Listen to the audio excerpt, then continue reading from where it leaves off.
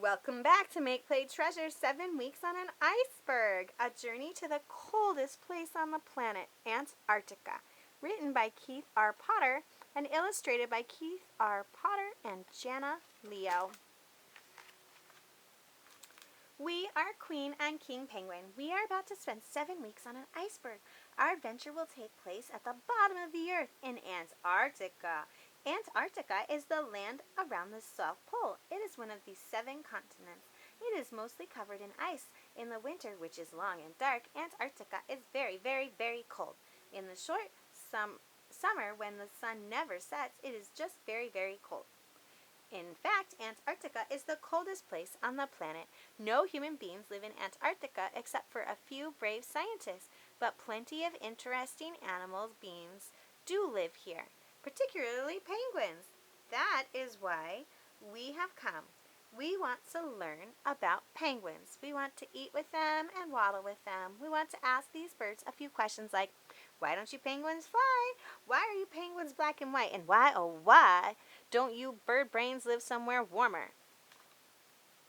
The view from the little iceberg we floated in on was unbelievable. Everywhere we looked, there were penguins. Penguins swimming in the icy blue water, penguins floating on gigantic icebergs, penguins sliding on snow-covered islands. We were so excited about seeing them, we forgot about how cold it was. Well, almost. We first met up with some Emperor and Adelie penguins. Emperor penguins are the largest of all penguins. They stand almost 4 feet tall and weigh up to 80 pounds, about the size of an average 5th grader. Adelies, as you can see, are not as tall.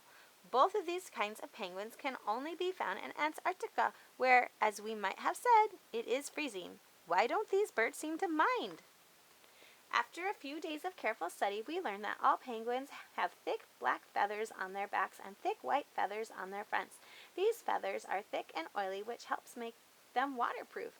Underneath these feathers is a layer of soft down. Underneath that is a healthy layer of penguin fat. All of this works like a big, heavy winter coat to keep penguins warm in the bitter cold. Penguins also stay warm by reducing blood circulation to their feet. Then their feet act like heavy-duty boots, so penguins can travel a long way on the ice and snow without getting frostbite. Penguins spend about half their lives on land. Sometimes land is actually a big chunk of ice. Penguins come ashore for 2 reasons: to raise families and to molt. Molting is when penguins shed old feathers and grow new ones. Penguins wear out their feathers like kids wear out their pants. All of Antarctica is covered in old penguin feathers. Penguins cannot swim in the cold sea without a full set of waterproof feathers to keep them warm. It takes 2 to 4 weeks to grow a new coat of feathers. During that time, penguins do not eat. Instead, they live off fat that they have stored in their bodies. We thought penguins could not fly, but boy, oh boy, were we wrong. Penguins do fly. They fly through the water, not through the air. They zoom through the icy sea. Their bodies work like torpedoes. Their feathered flippers work like paddles.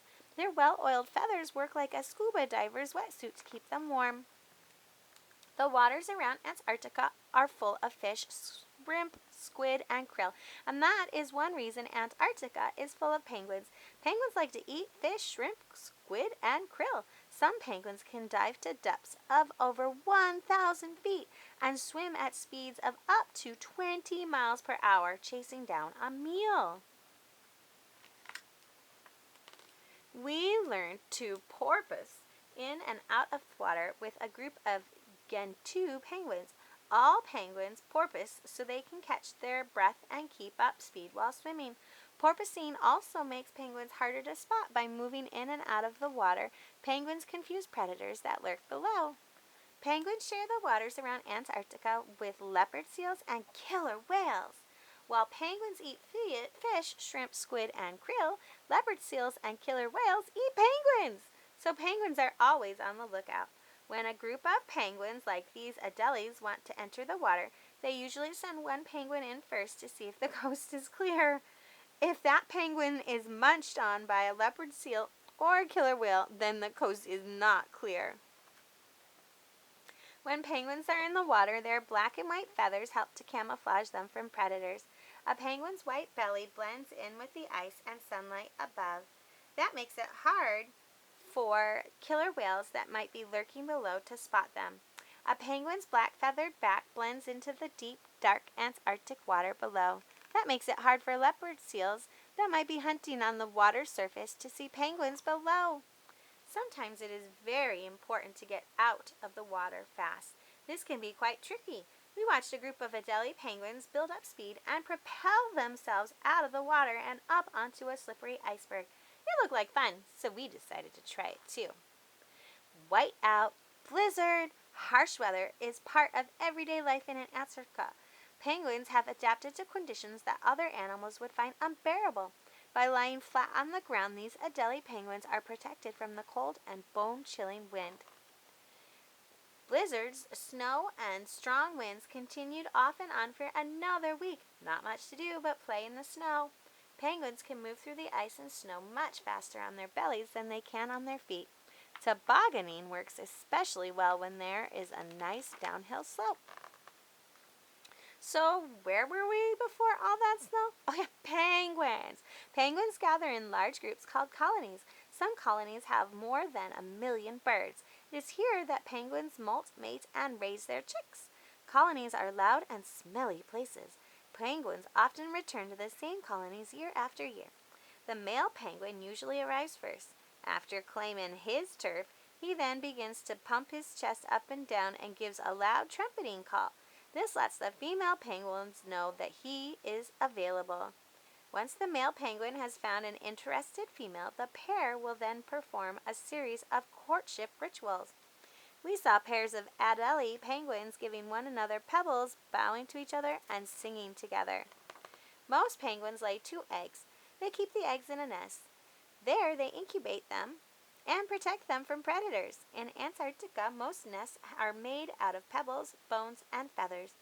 In colonies where penguins build their nests close together, they can be much squabbling. Penguin neighbors are forever stealing pebbles from others' nests.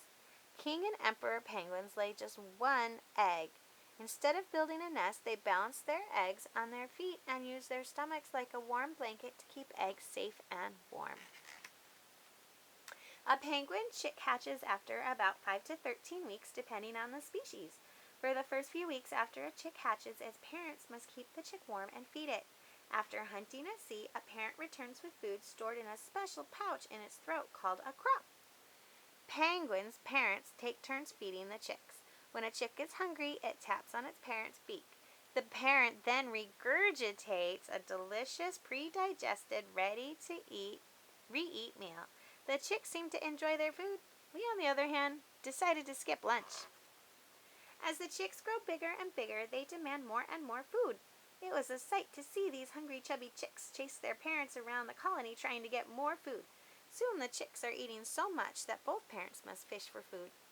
While the adults are out at sea, chicks gather in large groups called a creche or a kindergarten.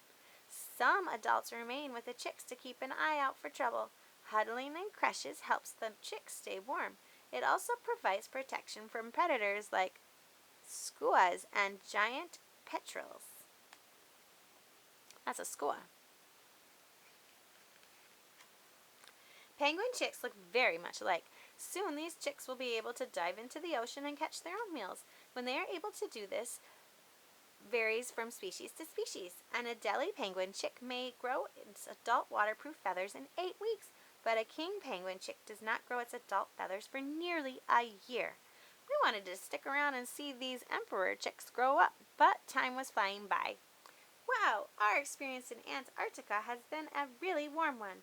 Maybe these bird brains are onto something. They have an entire continent all to themselves. There's plenty of fresh seafood. There is clean blue water to swim in too. In fact, if these penguins could fly somewhere else, they probably would not even bother. The end. Hope you like this book, and remember to like and subscribe so you can keep up with our reading events and activities. Catch you next time on Make Play Treasure. Bye!